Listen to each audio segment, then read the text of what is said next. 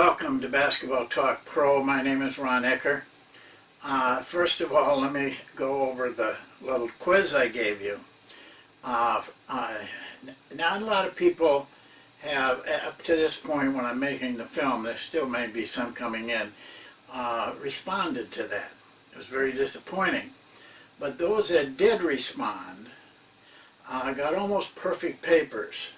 And there were a couple of questions in there. You'd have to have really been attentive in watching to be able to answer those questions. Overall, it wasn't hard questions if you'd been watching the show and you've been paying attention.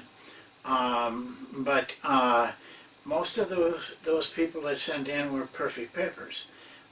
One guy just missed by a one, but that might have been a communication mistake. But I was disappointed that not more people got involved. I think you have to get involved in this business. I think you have to get involved in learning, and testing is a good way to learn. If you aren't testing your players with little quizzes like this, you're making a mistake. It's been proven the most effective way for people to learn is through testing. And not necessarily hard tests or big tests, little quizzes like I threw. They call them pop quizzes. You have it in school, you had it in college. But that reinforces and solidifies in your memory the information that you're giving them. So, you know, I told you that what I've learned is there's a 20% on the bottom that are really not very good at all. There's that 60% in the middle that's just kind of average, going through the motions, and then there's that 20% on top. Well, the guys that sent in their responses to the quiz, all of them were in the top 20%. If you're in the bottom 20% or that middle 20%, you don't want to be in either one of those places. It'll shorten your coaching career drastically because it's a tough business. You always want to be in the top area. It's the only way you can make it for 20, 30 years. There's no doubt about that. So, you know, even something like this quiz, you should be competitive enough and have enough will and desire to want to take part and do well. Today I'm going to start on 3 parts of offense. And I'm going to tell you some things in the next 3 days, 3 segments, that in my opinion can change your life, can change your philosophy, can change your coaching. It certainly did mine, and it has others. And so what I'm going to give you is factual information that you can make your decision on. But and the information I'm going to give you is not secretive, but it's hidden. It's not common knowledge. If you grasp it, though, then you're ahead of the game because the rest aren't grasping it at this point. And so I got to start in this with plays. Every coach loves plays. They love to draw them, they love to present them, they love to have them, the players doing them. And so they're a very important part of an offensive structure. However, coaches fall in love with plays, but they don't fall in love with measuring plays. If they did and had any sense or intelligence at all, a lot of those plays they wouldn't be running because they're not doing very well. And the only way you know that is to measure, to sit down and go through the films and statistically determine the effectiveness of what your team is doing. Well, I can tell you this, that a good play will be somewhere in this area.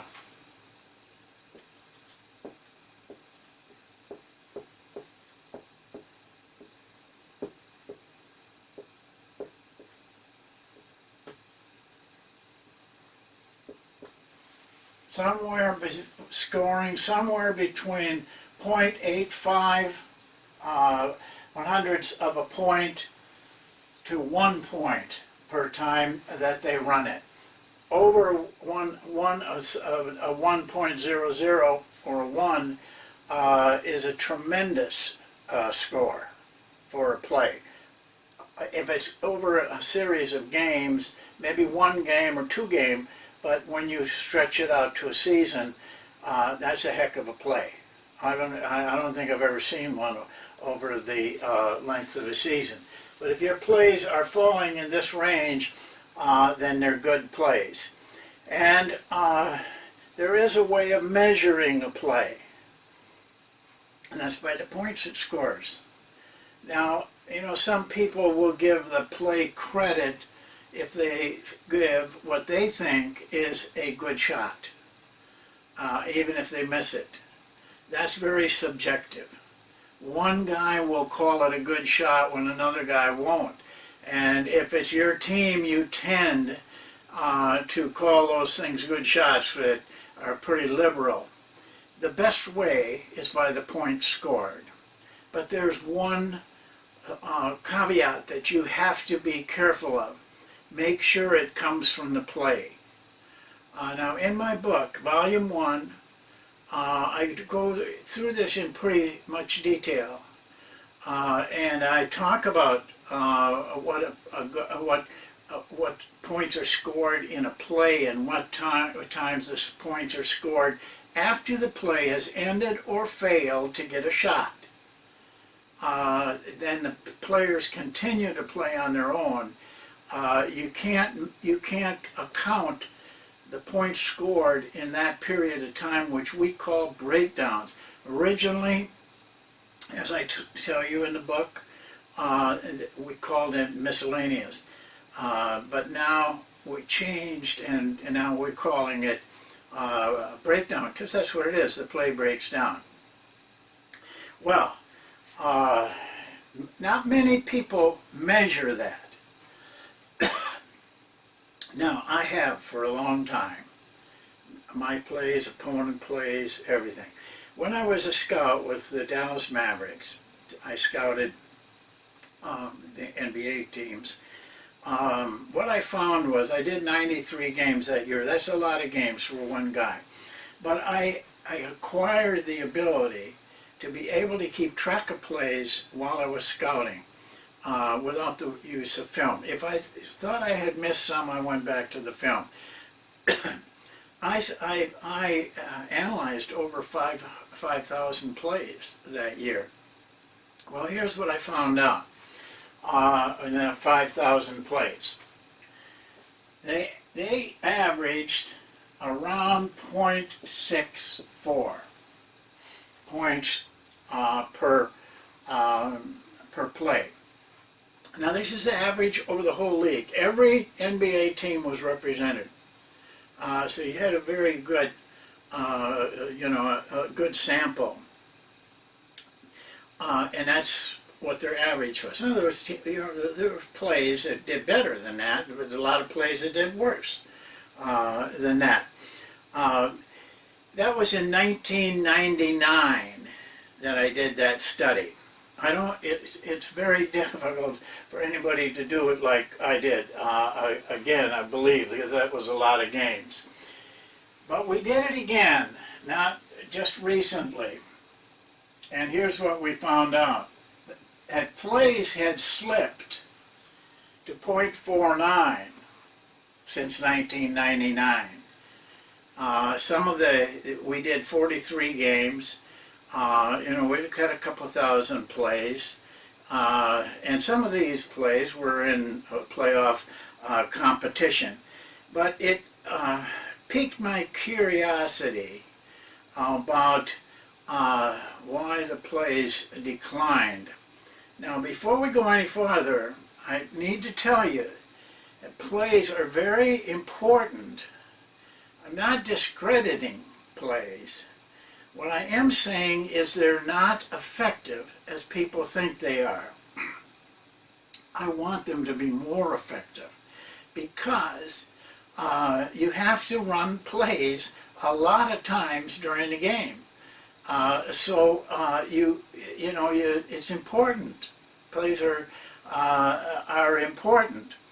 But here's some startling numbers in that 49, and I want you to get these down because the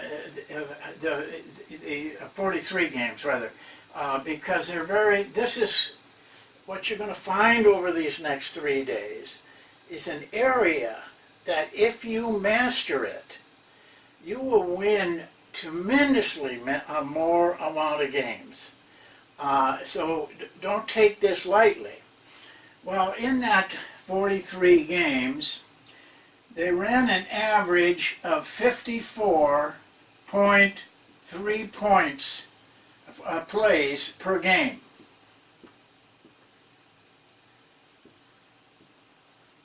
It takes up a lot of the game because you see there's 7 ways you can get the ball. Only 2 of them you get the ball live and can run a fast break. The other 5 you're going to take the ball out of bounds and the defense is set. So generally you're going to run a play. And I don't care what level you're at, that's when you're going to run a play. But now, in 54 plays, they got a field goal attempt, not made, a field goal attempt 59% of the time. In other words, 41% of the time, they never even got a shot in their play. It's not very good. If that's all the shots you're getting, just not making them, but getting a shot with your plays. 41% of the time they failed to even get a shot, and they shot when they did shoot 43.8%. Not great. Not really great. Even with the 3-point shot affecting the percentage, and in the course that we teach on statistics, we go through that and show how it is affected by the 3-point play and how you can adjust that. But 43.8%, no matter how you do it, is not very good. But here comes the most startling thing, and really zero in on this number, because over the next 3 segments, we're going to show you that it has a dramatic effect on whether you win or lose. Plays scored on the average 26.6 points. Now listen to this. Per game. So, all that practice you're doing, running those plays every day, searching for out-of-bounds plays, searching for 2-man plays, all that in an NBA game in 48 minutes, 26 points per game, in that 26.6 points per game in that 43 games of NBA teams playing. Now, I did not have that statistic on those 93 games that we did. But my guess is it's probably very close to that number. That is very weak to be only able to produce that amount of points on your plays. Because this is what you practice. This is what you live for. This is what you go to clinics for. This is for what you dream about, designing that great play. And the players expect it, but it's not very effective. Now, there's two questions that we got to answer. The first one is, why aren't plays more effective? The second one is, what accounts for the remainder of the points in an NBA game?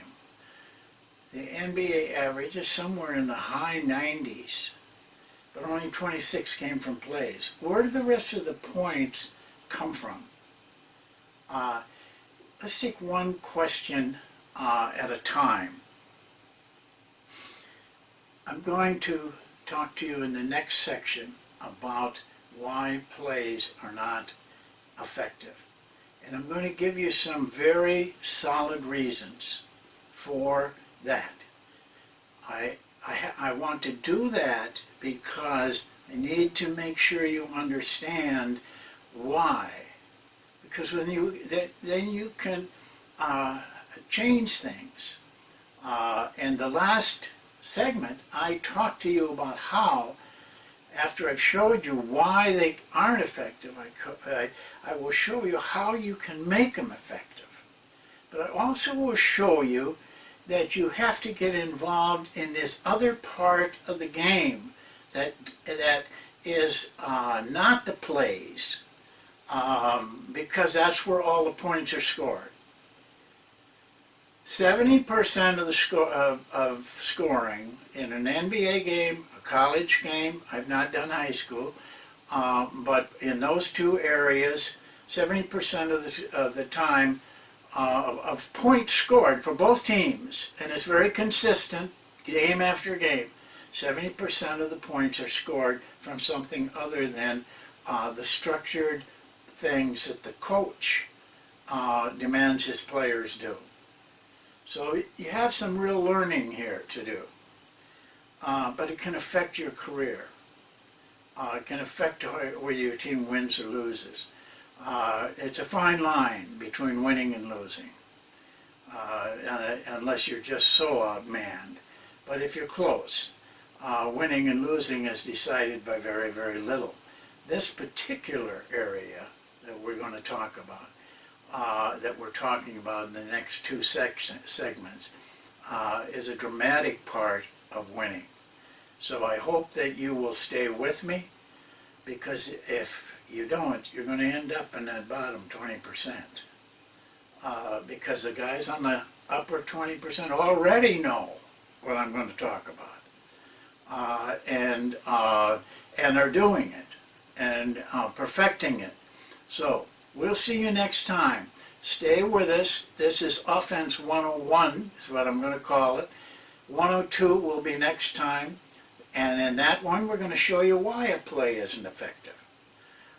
And 103, we show you the element that is hidden and secret and ignored.